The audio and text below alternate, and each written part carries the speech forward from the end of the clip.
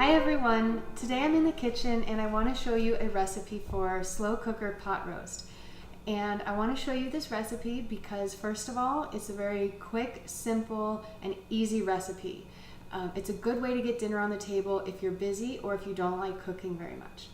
This is my slow cooker here. I know that a lot of you guys have questions about which slow cooker is safe because there is talk about lead in the glaze of the slow cooker pot. So below the video in the post, I have given my recommendations for lead-free slow cookers. And I'm gonna go ahead and get started. So this is obviously my slow cooker here. And these are all the ingredients that I've laid out ahead of time. I use a chuck roast cut, and you can get any kind of roast from the butcher at your store. I always choose grass-fed and or organic because we want to make sure that when we eat animal products, we choose ones that are going to be the healthiest for our body, obviously with few pesticides and hormones. And we also want to be responsible consumers and make sure that the farmers are treating the land well and helping to minimize the impact on the environment. So I've got grass-fed organic chuck roast cut. And I've got garlic. Garlic is full of antioxidants. It's antiviral, antifungal. It's supportive of the immune system, and it's anti-carcinogenic. So we've got a really nice medicinal ingredient there. I have salt. I use pink Himalayan salt. You can also use unbleached sea salt. It's great, a little bit better than the bleached iodized salt because this still has the trace minerals in it, and it doesn't have so many of the chemicals used in refining the salt.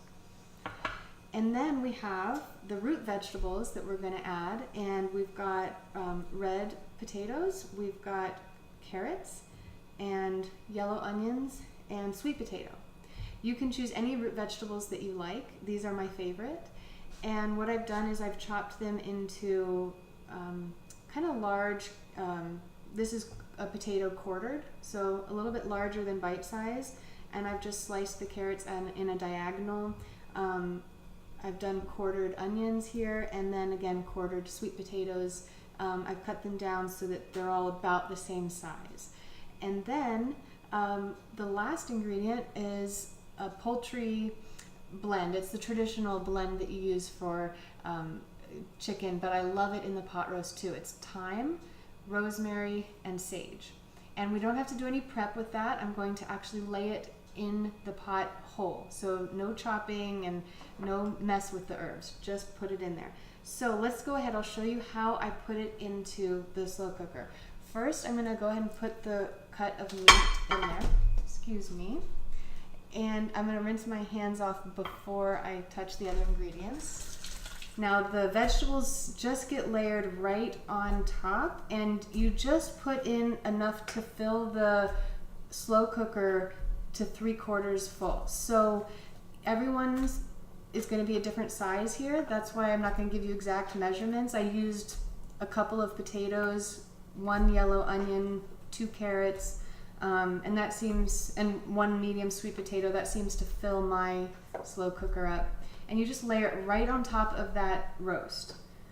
And once you've got enough vegetables in there, you're going to add about a teaspoon of salt, and you sprinkle it right on top of all the vegetables, and then you put the garlic in. And this garlic, we used a garlic press, so it's just a quick way to do the garlic into little minced pieces.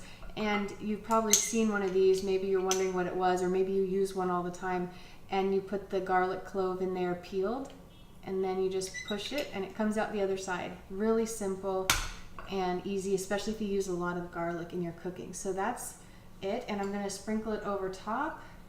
It was, I believe it was actually 2 cloves that we used for this size.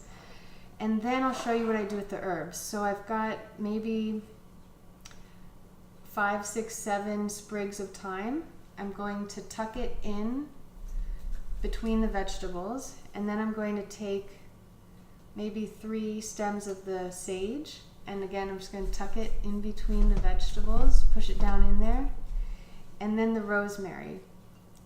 And I'll take two about this size and tuck it right down in there also. All right.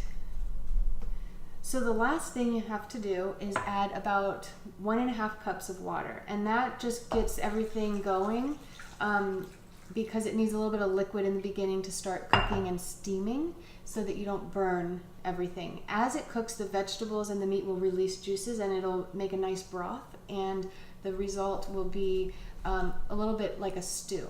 So once you have everything in, you put the lid on and you put it on low heat, and this will go for about 6 hours, and it's up to 8 hours on low. So this is actually one that you can do in the morning, and then when you get home from work, it'll be perfect. If you have it on high heat, it will cook a little faster, and you might not want to leave for a whole day because it might cook too much and burn.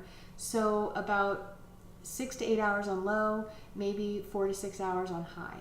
And again, everyone's slow cooker is different and different size and different calibration. So you just keep an eye on it towards the end of cooking. That's it. That's easy.